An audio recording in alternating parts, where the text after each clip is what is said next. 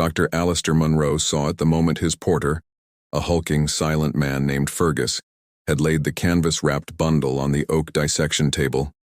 It was not the pallor of death that unsettled him. After 5 years as Edinburgh's most promising young anatomist, he was well accustomed to that. It was the texture. The air in the basement lecture hall of the university was cold, smelling of damp stone and preserving spirits. The hiss of the gas lamps was the only sound as Munro approached. The body was that of a young man, perhaps 20, musculature well-defined, no visible marks of disease or violence.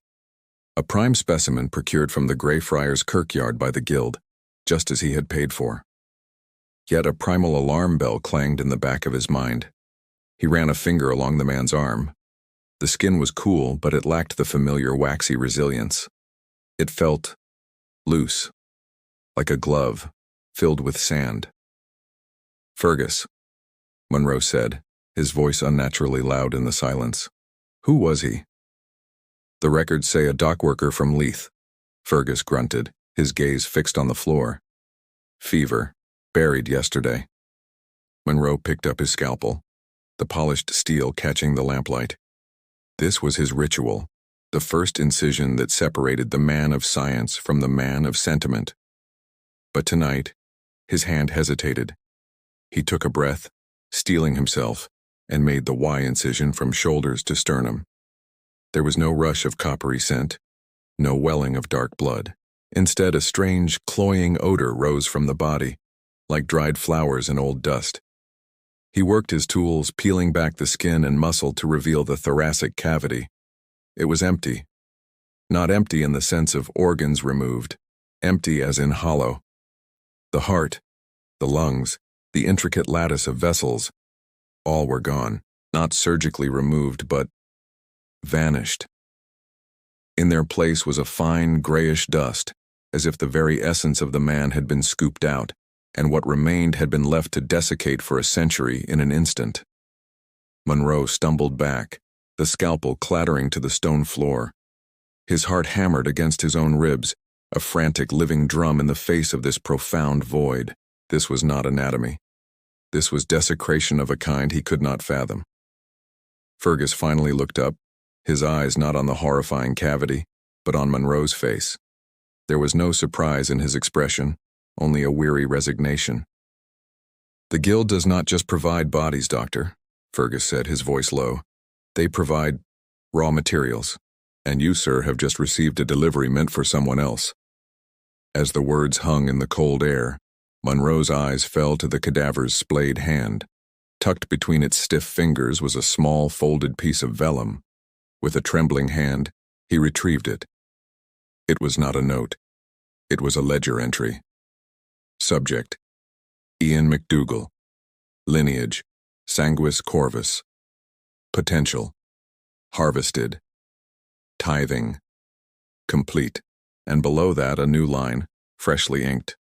Next in sequence: Eleanor Munro. Sister: potential. Prime. The world tilted. The stone walls seemed to close in.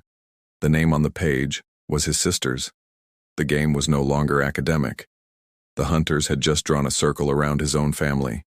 Dr. Alistair Munro was a man of reason, a disciple of the great Dr. Knox, a believer in the cold, hard facts laid bare under the scalpel. He had paid the Guild their exorbitant fees, justifying it as a necessity for progress. How could one learn to heal the living without understanding the dead? He had turned a blind eye to the murky origins of his cadavers, comforted by the Guild's reputation for discretion and the clinical distance of his work. Now, that distance had evaporated. The hollow man on his table was a question mark carved into flesh, and the answer threatened to consume everything he loved. He spent the rest of the night in a frenzy of terrified activity. He dismissed Fergus with a wave, unable to bear the man's knowing silence. He wrapped the desiccated corpse himself, his mind racing. He couldn't report this. To whom? The city guard? They were either in the Guild's pocket or powerless against them. To Dr. Knox. His mentor would likely be more fascinated than horrified, seeing it as a new medical curiosity. He was alone. As dawn tinged the Edinburgh skyline gray, Monroe made a decision. He would not be a passive victim. He was a scientist. He would investigate. He would use the very skills that had gotten him into this nightmare to find a way out. His first stop was the university's archives. He needed to understand the Guild, not as a supplier, but as a subject of study. He spent the day buried in old city records, police blotters, and medical journals looking for patterns others had missed. The public story of the Resurrectionists was well known. The gangs of Burke and Hare, the fear that gripped the city, the iron mortsafes erected over graves. But Monroe looked deeper. He cross-referenced the dates of certain grave robberies with the obituaries of the deceased. A pattern emerged, subtle but undeniable. The Guild was not random in its selection. They targeted specific families. Names like McDougal, Fraser, and Sinclair appeared again and again in the records of disturbed graves over decades, sometimes centuries. These were not always the wealthiest or most prominent families, but their lineages were old, tracing back to the earliest clans of Scotland. He found a curious entry in a constable's log from 1785, complaint from widow Fraser of the Canongate, grave of husband Alastair violated, coffin intact, body gone, reports of fine gray dust found within, dismissed as fanciful, gray dust, just like the McDougal body. His blood ran cold as he found his own family name, Monroe, on a list from 1812. His great-uncle, a man he'd never known, had been exhumed from the Calton Hill burial ground. The record simply stated, "Body missing, no suspects."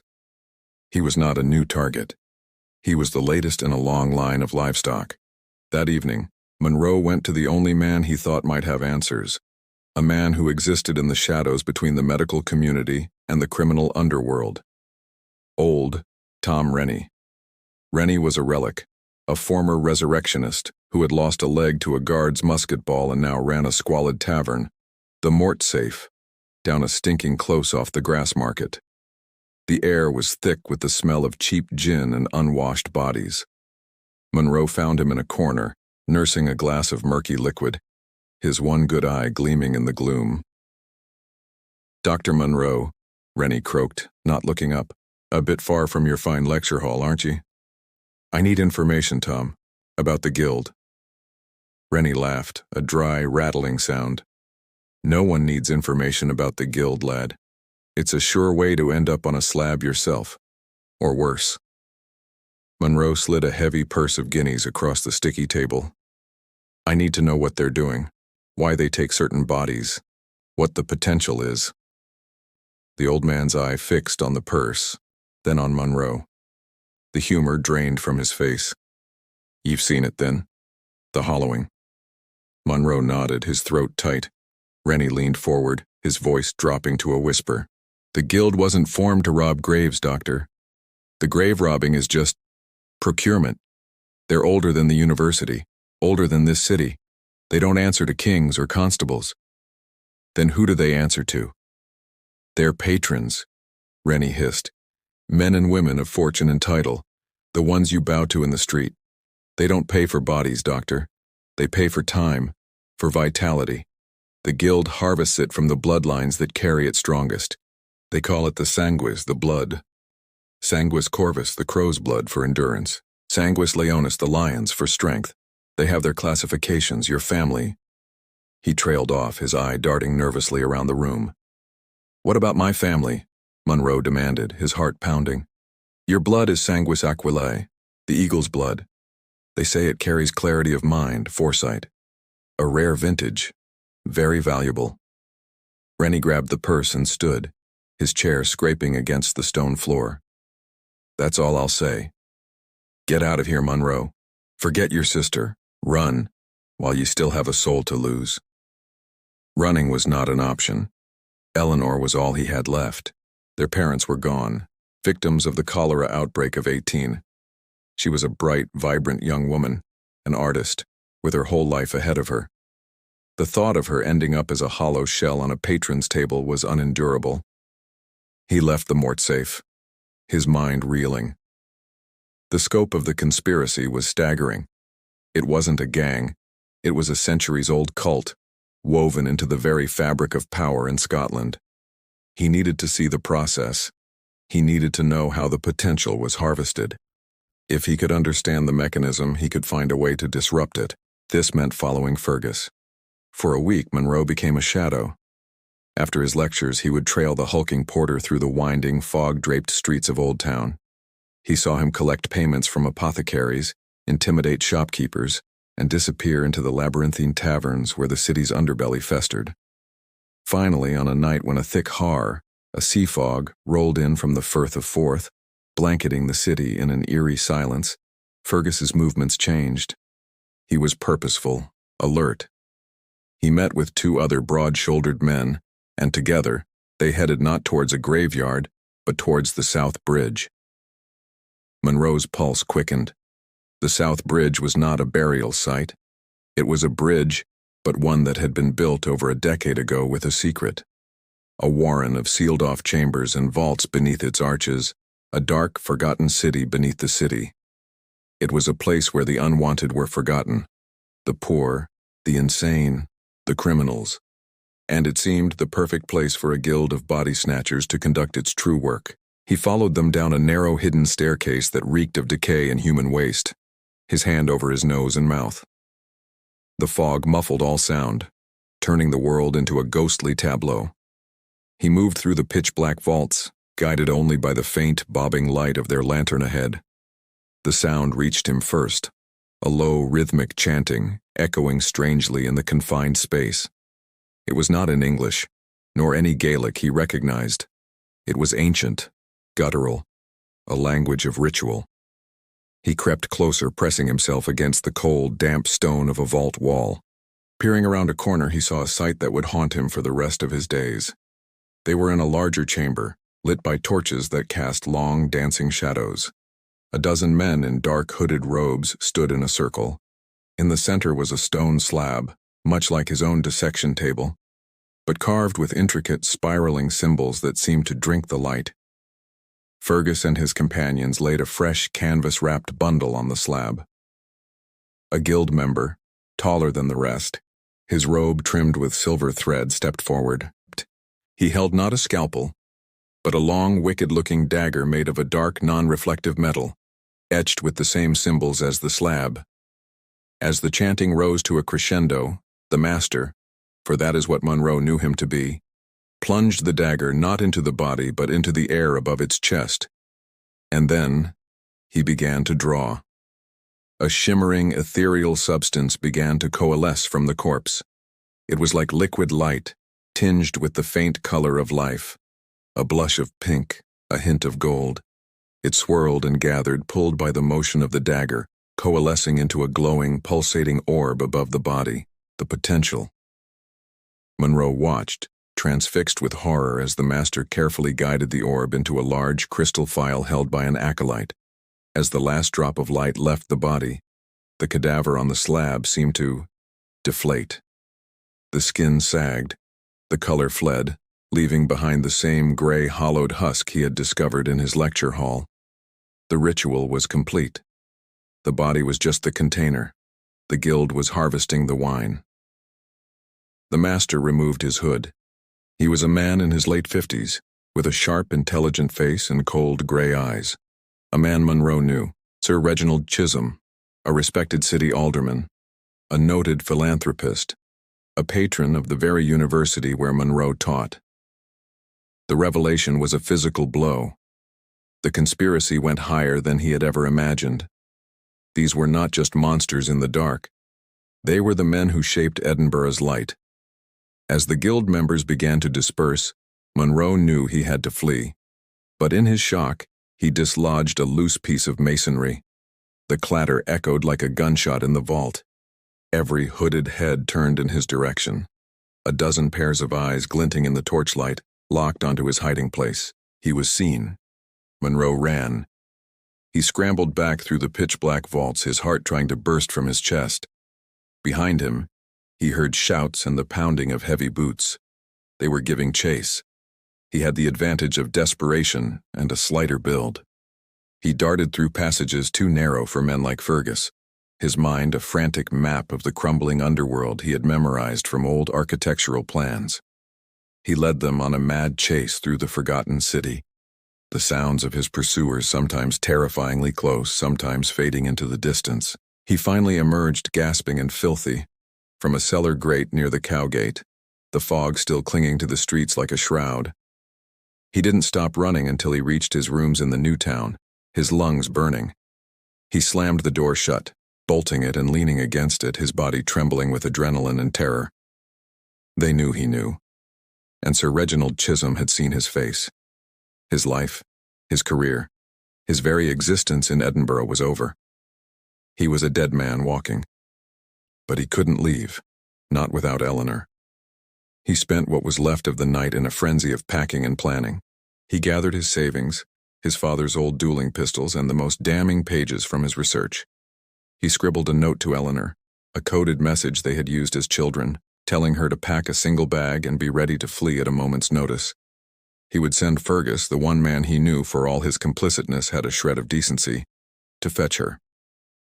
As the first light of dawn broke, a heavy knock sounded on his door. It was not the timid rap of a servant. It was the authoritative boom of the law. "Dr. Alistair Munro, open in the name of the Crown." His blood froze. He peered through the window. Below, the street was filled with city guardsmen, and standing beside their captain was Sir Reginald Chisholm, looking every bit the concerned citizen. They had moved with terrifying speed. They wouldn't kill him in the street.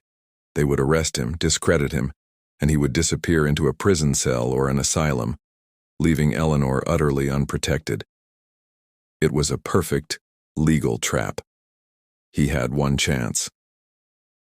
The back servant's stair, a narrow winding road down to the mews. Grabbing his pack, he slipped out his window onto the small balcony and into the stairwell, moving as quietly as he could. He made it to the alleyway, his heart in his throat. He could hear the guards battering down his front door. He had minutes, perhaps seconds. He had to get to Eleanor before they did. He moved through the waking city like a phantom, keeping to the alleys and shadows. The normal sounds of Edinburgh, the cries of the milkmaids, the rumble of carts, were now sinister, a backdrop to his flight. He reached his sister's modest boarding house. He took the steps two at a time, throwing open her door. "Ellie, we have to go now," he cried. The room was empty. The bed was neatly made. Her sketching supplies were gone from the table. On the pillow lay a single sheet of her drawing paper. It was a sketch, rendered in her beautiful, precise hand. It was a portrait of him, Dr. Alistair Munro, his face etched with fear and determination. And tucked into the corner of the page was a lock of auburn hair, tied with a silver thread. Eleanor's hair. Beneath the portrait, in a script that was not his sister's, were two words: "We have her." Part 3. The Vaults of the Damned Chapter. Despair was a luxury he could not afford. It was a cold, sharp blade that hollowed you out, and he refused to be hollowed. Rage was better. Rage was fuel. They had taken Eleanor to force his hand, to draw him out. They knew he wouldn't run without her. Sir Reginald wanted to deal with the Munro problem personally, finally, in the darkness of the vaults. Very well. He would give them a problem. Munro went to ground. He used the last of his coin to secure a filthy room in the most disreputable lodging house in the Canongate, a place where no questions were asked.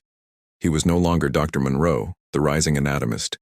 He was a rat in the walls, preparing for war. He had two advantages. First, he knew their secret. He knew the what and the who. Second, he was a man of science. They were practitioners of a dark art, but every art had a logic, a structure. Every process had a vulnerability. He spent the day refining his plan. The guild's ritual required a specific time, a specific place, and specific tools. The new moon was tomorrow night. That was when they would harvest Eleanor's prime potential. The place would be the main ritual chamber in the South Bridge vaults. The tool was the dark metal dagger. He couldn't fight them all, but he could disrupt the ritual. He could break the chain. His target was the dagger. If the stories were true, it was an ancient artifact, the key to the entire process. Without it, they were just men in robes. As night fell, he made his way back to the vaults. This time, he was the hunter. He moved with a predator's silence, his father's pistols heavy in his coat pockets, a heavy iron crowbar in his hand. He avoided the main chamber, instead navigating the deeper, older tunnels, ones even the guild might have forgotten. He was looking for the master's sanctum, the place where such a precious artifact would be kept. He found it behind a false wall in a crypt filled with crumbling coffins. It was a small, surprisingly dry room, furnished with a desk, a bookshelf filled with grimoires and ledgers, and a locked iron chest. This was Sir Reginald's private study. Monroe worked the lock on the chest with his tools, his ears straining for any sound. It clicked open. Inside, resting on a velvet cushion, was the dagger. Close up, it was even more unsettling. The metal was cold to the touch, colder than the room, and the etched symbols seemed to shift subtly in the dim light as if alive. He also found a stack of ledgers. He opened the top one. It was a record of tithes, a list of names, dates, and bloodlines, stretching back to 1645. He saw the MacDougall entry. He saw his great-uncle's name. And he saw the names of the patrons. His breath caught. They were judges, lords, even a high-ranking minister of the church. The corruption was so deep it was a foundation stone of the nation. But one entry made him pause. Next to a Sanguis Aquilae harvest from 1746, the patron's name was listed as Chisholm, Sir Reginald's ancestor, and next to the name was a notation: tithing accepted, debts of 15 cleared. The pieces clicked into place. This wasn't just about immortality, it was about power, about political favors paid for in stolen lives. The guild was a bank and its currency was human soul stuff. He stuffed the ledger into his pack and took the dagger. It felt unnaturally heavy in his hand, a sliver of absolute cold. As he touched it, a wave of psychic static buzzed in his mind. Fragmented whispers, screams of the harvested, the cold satisfaction of the patrons. He gritted his teeth, forcing the sensations away. He had the key. Now he had to break the lock. He didn't have to find them. They found him. As he stepped out of the sanctum, torches flared to life throughout the vault. They were surrounded. Dozens of hooded figures emerged from the shadows, their circle closing around him. In the center stood Sir Reginald Chisholm, his face a mask of cold fury. Behind him, 2 guild members held a struggling Eleanor. Her eyes were wide with terror, but when she saw him, they flashed with a desperate hope. "Dr. Monroe," Sir Reginald's voice echoed in the chamber. "You have stolen property of the guild, a capital offense. You have spied upon our sacred rites, a blasphemy. Give me the athame and your sister's passing will be swift. Resist and we will hollow her before your eyes, slowly." Monroe stood his ground, the crowbar in one hand, the athame in the other. "It's over, Chisholm. I have your ledger, the names of your patrons. It's all here." A flicker of unease crossed Sir Reginald's face, but it was quickly replaced by a sneer. "Ledgers can burn, and witnesses can disappear. You are a lone madman, a body snatcher who killed his own sister in a fit of madness. A tragic story the newspapers will devour." The guild members began to advance. "Stay back," Monroe shouted, raising the athame. "I'll destroy it." Sir Reginald laughed. "That artifact has survived centuries. You cannot break it with your pitiful strength." "You're right," Monroe said, a strange calm settling over him. He was a scientist at the climax of his ultimate experiment. "I can't break the metal, but I can break the ritual." He turned the athame, not towards the guild, but towards his own chest. A stunned silence fell over the chamber. Even Sir Reginald looked shocked. "The ritual requires a vessel, doesn't it?" Monroe said, his voice ringing in the silence. "You can't just pull the potential into the air. You need the athame to focus it, to channel it into the file. What happens if the vessel is corrupted? What if I turn your sacred tool on myself?" You'll die, Sir Reginald hissed. A meaningless sacrifice. Will I? Monroe's mind was racing, connecting the final dots from the ledger, from Rennie's warnings. The debts of 15, the Jacobite rebellion. Your family backed the wrong side. You were ruined. Then you made a deal with the guild. You became a patron to restore your fortune. But the tithing never stops, does it? You're not a master, you're a customer. And if I pour my prime sanguis aquilae potential, tainted with my own will, my own rage, back into your athame, what will it do to your precious arrangement? Will it break the chain? Will it poison the well for all your patrons? For the first time, true fear showed on Sir Reginald Chisholm's face. Monroe had guessed right. The system was a delicate balance, and he was holding a sledgehammer. No, Sir Reginald screamed. Stop him! It was too late. With a final defiant look at his sister, Monroe reversed his grip on the athame and plunged it towards his own heart. But he never intended to kill himself. It was a feint. As the guild members rushed him, he dropped the crowbar and, with his free hand, pulled one of his pistols from his coat. As the blade touched his skin, sending a wave of agonizing cold through his body, he fired the pistol not at a person, but at the stone ceiling above the ritual slab. The roar of the gun was deafening in the confined space. The bullet sparked against the stone, ricocheting wildly, but it struck its intended target, a rusted iron chain holding a massive decorative stone block in place. With a groan of protesting metal, the chain snapped. The stone block, weighing half a ton, plummeted down and smashed directly onto the ritual slab. The ancient stone table exploded into 1,000 pieces, the carved symbols annihilated in an instant. The effect was instantaneous and catastrophic. A silent shockwave of force erupted from the destroyed slab. The torches snuffed out. The athame in Monroe's hand grew searingly hot and then icy cold again, the whispers in his mind cutting off abruptly as the connection was severed. All around him, guild members cried out, clutching their heads as if in pain, their link to their dark power broken. In the chaos and near-total darkness, Monroe acted. He shoved the athame into his belt, grabbed the crowbar, and charged towards where he'd last seen Eleanor.